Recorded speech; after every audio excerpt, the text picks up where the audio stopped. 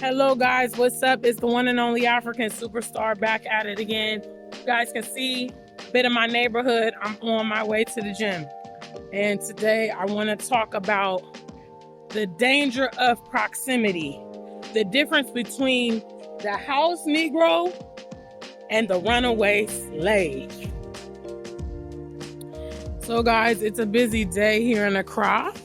I'm on my way to the gym, and I want to talk about this topic because I think it's a very valuable topic. I want to talk about the danger of proximity, okay? And what I mean by that is the proximity to oppressors. And the number one folks on the totem pole, as usual, unfortunately for this phenomenon, are those of us that have grown up and lived in non-Black environments. You see the most delusion and the most distortion of who we are in these places. First of all, big shout out to the African superstar family. How you doing? Good. So, when you grow up in an environment where you are not the norm, you're not the status quo, you're quote unquote a minority, there is this phenomenon that happens where some people begin to distort the reality of who they are and so on and so forth.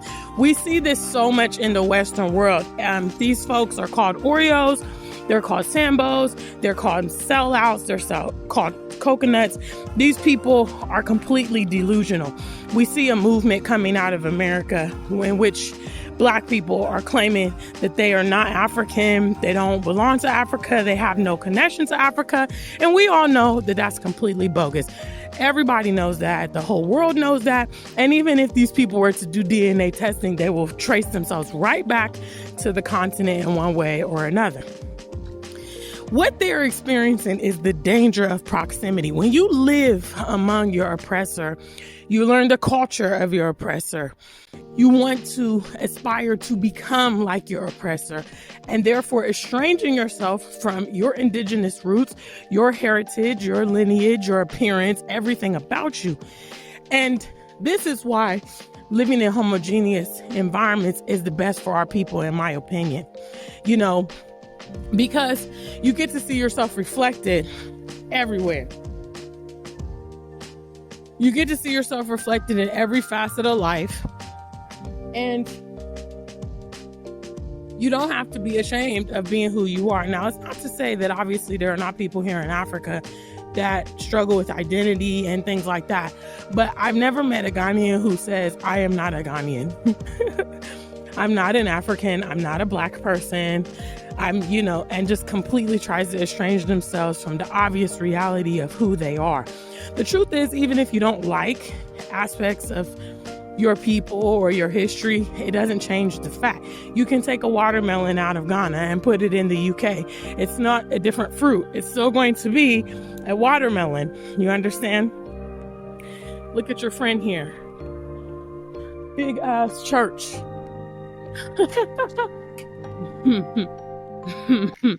Pastor Whitcomb. So disgusting, I'm telling you. But hey, I tell you guys, unfortunately, our people are going to be the last ones to see what's here, and other people are here enterprising. He has a whole city block in a very exclusive neighborhood called East Legon, and I know this land is worth probably hundreds of thousands of dollars now. So in addition to the disillusionment that people go through, you also have the difference between the house Negro and the runaway, okay? The runaway's whole goal in life is to go home, okay?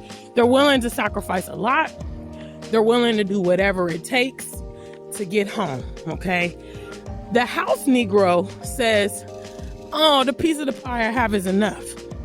Well, the master treats me good. I'm content here. It's okay.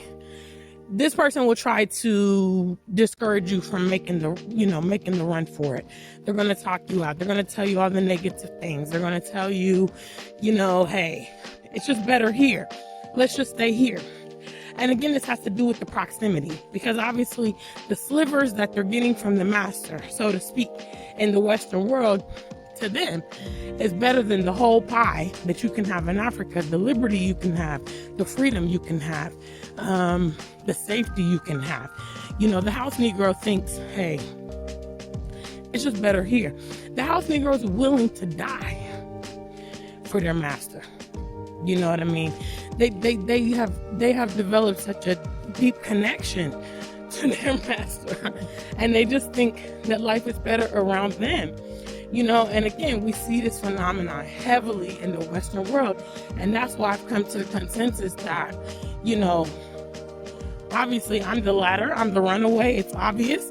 Some of you guys say that you're runaways, but you're a liar, because you have an opportunity to try something different and go for something new, and you won't even take it up. You have every excuse in the book, so you're a liar. But obviously, I feel like, yeah, it's better. You know, life is a struggle no matter where you go. But I'm like, I'd rather struggle here on the continent and take my chances than bow down and live a very mediocre life. So I don't know, guys, what do you think about this topic? Big shout out to the African Superstar family. I hope you guys enjoyed this walking vlog. Please make sure to subscribe. And in other news, I want to let you know we have just released the new dates for our collaborative tour. Mr. Taye, Uhuru, and I are teaming up again here in Ghana, October 19th through the 26th, and you won't want to miss it. So please make sure that you go to www.tayeahuru.com. You can put your deposit down, or you can pay for your trip outright, and we will start preparing to welcome you to Ghana together on the one and only Welcome to Ghana tour.